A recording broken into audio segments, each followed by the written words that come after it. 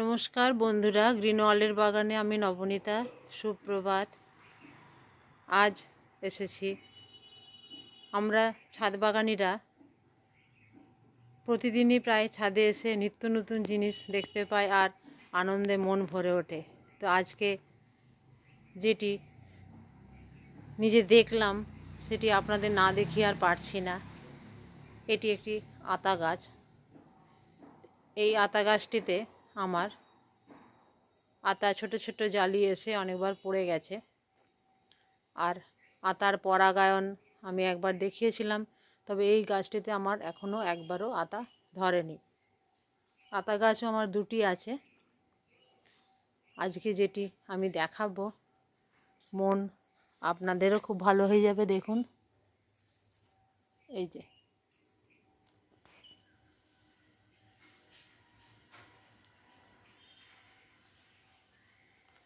কি সুন্দর আতাটি ধরে আছে। আতার পরাগায়ন করা কিন্তু একটু কঠিন।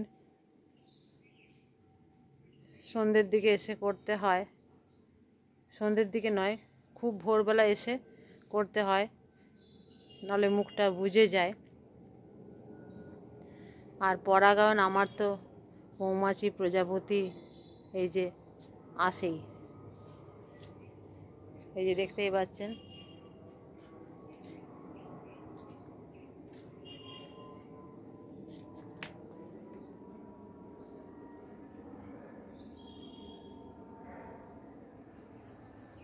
ঠিক ক্যামেরাতে ধরা যাচ্ছে না, একটি বাঘ মৌমাছি ঘোরাফেরা করছে এখানে। তো এই মৌমাছি প্রজাপতিকে আনতে হলে কিন্তু ছাদে যদি একটু কালারফুল রঙিন দু চারটে ফুল গাছ লাগিয়ে দেন, পরাগায়ন অনেক নিজে নিজেও হয়, কিন্তু সেই ফুলের আকর্ষণে, রঙিন ফুলের আকর্ষণে প্রজাপতি মৌমাছি কিন্তু আসে। তো দু একটা রঙিন ফুল ফল গাছের পাশাপাশি রেখে দিতেই পারেন।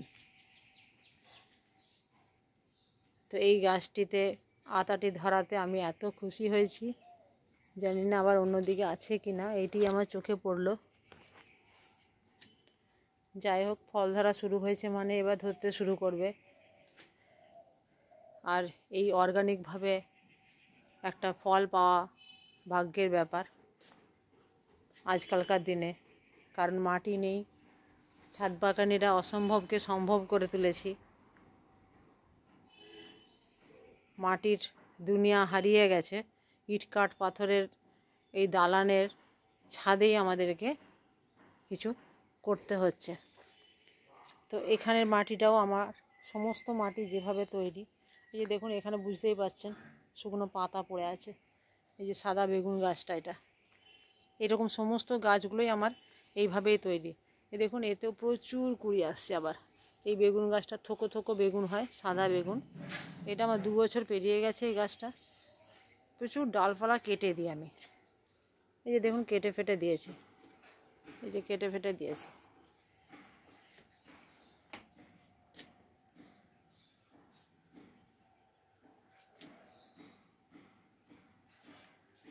এই যে ভাবছিলাম এই ভেন্ডি গাছটা তুলে দেবো এখান থেকে।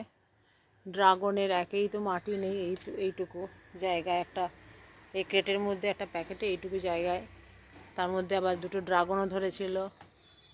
তো এই যে, কিন্তু কুড়ি টুড়ি চলে এসছে, আর একে অন্য জায়গায় করছি না। সম্ভব হলে এখানেই একটু আমি আবার কিছু জৈব পাতা পচা দিয়ে সার, একটা মাটি দিয়ে কিছু দিতে হবে। যাই হোক, এটা পুজোর পরেই দেওয়া হবে, এখন আর হবে না। আর এই যে এইটুকু জায়গাটাতেই দেখুন কতটুকু মাটি, এতে কতটুকু মাটি লাগছেই না প্রায়। তাতে দেখুন, এই যে এই একটা ড্রাগন ধরে আছে। তো আমরা এভাবে অল্প মাটিতে, অল্প জায়গাতেই আমরা ছাদ বাগানিরা গাছ করি। এই যে একটা নোটে গাছ, দেখুন এইরকম কাটোয়া ডাঁটা যদি 4টে লাগান, সারা বছর খেতে পাবেন। এটা কবেকার আমার, দেখুন এই যে ডাল কাটা, একটু শাক চচ্চড়ি, একটা বেগুন দিয়ে আলু দিয়ে ছোট্ট সংসারে তো দিব্য হয়ে যাবে। এই যে দেখুন এই ডালগুলো মোটা মোটা হয়ে যাবে, আর আবার তখন ওগুলো কেটে নেব। আর কী তরতাজা সুন্দর দেখুন, কোথাও একটু পোকা নেই। অথচ আমি কিন্তু অনেক দিনই নিম জলটা ছড়াইনি, নিম জলটা আমাকে ছড়াতে হবে। আর এই যে দেখুন এখানে কুমড়ো বীজগুলো সবজি পচাটা দিয়েছিলাম, সবজি খোসা সমেত কুমড়ো চারা কত বেরিয়ে গেছে। আর এই যে এই পুঁই গাছটি পড়ে গেছিলো, ছোট্ট গাছটি আমি বারবারই দেখাচ্ছি। কেন দেখাচ্ছি বুঝতেই পারছেন, গাছের চেহারা অস্বাভাবিক দৈত্যাকার রূপ নিচ্ছে। একটা পাতা 1 বিত্তার বেশি, একটা পাতা প্রায় 1 বিত্তার বেশি। তো এইভাবে আমরা ছাদ বাগানিরা, মাটি নেই তো কী আছে, ছাদেই আমরা শস্য ফলাবো। আমরা অসম্ভবকে সম্ভব করে তুলেছি ছাদ বাগানিরা। এই হচ্ছে বকফুলের গাছ, প্রচুর বকফুল খেয়েছি, তবে এই বছর এখনও ধরেনি। আমি এই গাছটা এখান থেকে কেটে দিয়েছিলাম, ডালটা, এই যে ডালটা এখান থেকে কেটে দিয়েছিলাম, এখনও ধরেনি। কারণটা জানি না, হয়তো এরপরেই ধরবে। তবে বড্ড ছোট জায়গা, আমি এটা চেঞ্জ করে দেব, এই যে এটাতে চেঞ্জ করে দেব। যখন চেঞ্জ করব, রিপোর্ট করব, তখন অবশ্যই আপনাদের দেখাবো।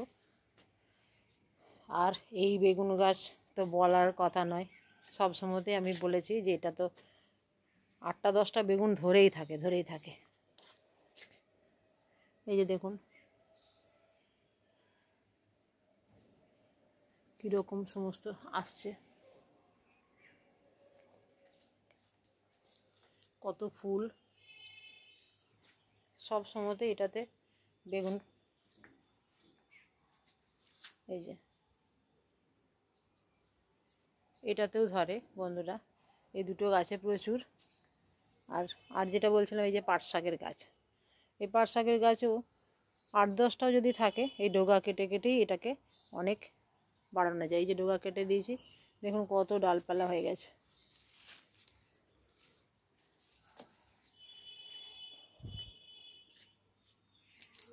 আর বেগুনে দেখুন এক একটাতে 3টে-4টে করে আসছে।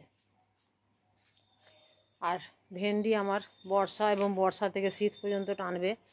এই যে ধরতে শুরু করে দিয়েছে, বুঝতে পারছেন কি অপূর্ব ভেন্ডি ফুল, কি সৌন্দর্য দেখুন। হালকা একটা বাসন্তীর মধ্যে একটা দারুণ কালচে লাল, কি সুন্দর না? শুধু ফুল গাছ লাগালেই হবে? সবজির যে ফুল, সেটাও তো 4টিখানি কথা নয় না, দেখতে খুব সুন্দর লাগে। আমার তো খুব ভালো লাগে ঝিঙে ফুল, জানি না আপনাদের লাগে কি না। ঝিঙে ফুল দেখতে আমার ভীষণ ভালো লাগে, কি সুন্দর হলুদে ভরে যায়। সন্ধ্যাবেলায় যখন আসি তখন দেখি মাচাটাতে, এরকম মাচাতে হলুদে ভরে যায়। আর কোন ফুলটা ভালো নয় বলুন তো? এই যে উচ্ছের ফুলগুলো ধরেছে, এই রঙটা কে দিল? এই রঙ কি ভালো লাগে না তো? কাজেই শুধু ফুল কেন, ফুল ফল শাক সবজি সবই আমরা ছাদে করছি এখন সাধ্য মতো। আপনারাও করুন, খুব সহজে বাগান করা চেষ্টা করুন, খুব সহজে করার চেষ্টা করুন, খুব বেশি খরচা না করার। সবই এই প্রকৃতিতেই আছে, প্রকৃতির মধ্যেই খুঁজে নিতে হবে। আমরাও বিভিন্ন রকমভাবেই শিখেছি বাগান করা। আমার আজ অনেক দিনের, ছোটোর থেকেই আমি বাগান করতে ভালোবাসি, তাই সুযোগ পেলে যখন যেখানে যেমন জায়গা পেয়েছি আমি করেছি।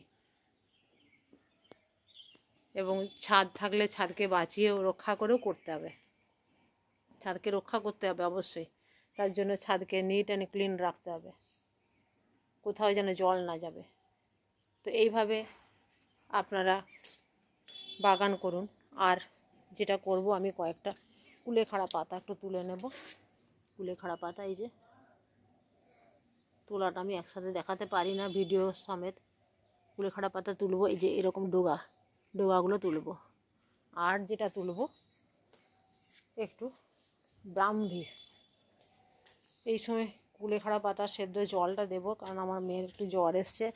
আর এই যে তুলব ব্রাহ্মী শাকটা সেদ্ধ করে একটু ঘি দিয়ে ভেজে এই ব্রাহ্মী শাকটা খাবো। ব্রাহ্মী শাকটাও আবার এরকম করে ডোগা কাটবো। এখানে ব্রাহ্মী শাক অনেক জায়গাতে হয়েছে, এই যে এখানেও আমার খানিকটা জায়গা জুড়ে হয়েছে, তো এখান থেকেও তুলে নেব। তো দেখুন আজকের ভিডিও কেমন লাগলো জানাবেন, পাশে থাকবেন।